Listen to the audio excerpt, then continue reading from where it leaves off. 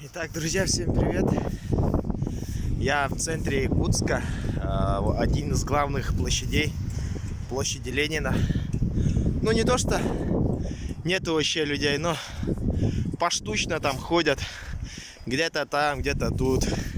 Но все равно есть люди. Один фиг. Но все равно людям же надо куда-нибудь идти, все равно какие-то свои дела делать.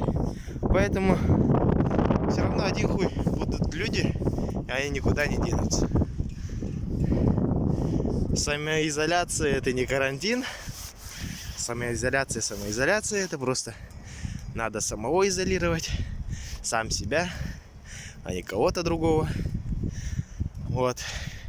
И нельзя бояться других людей. А вдруг он болен, а вдруг он плохой. На самом деле, сперва вы себя должны посмотреть. Либо вы здоровы, либо вы трупак.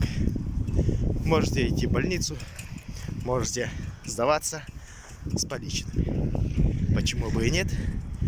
Вот так. В Якутске сейчас,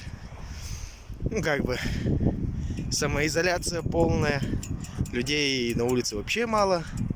Я вот сегодня вышел на своем велосипеде, и даже на улицах очень мало машин.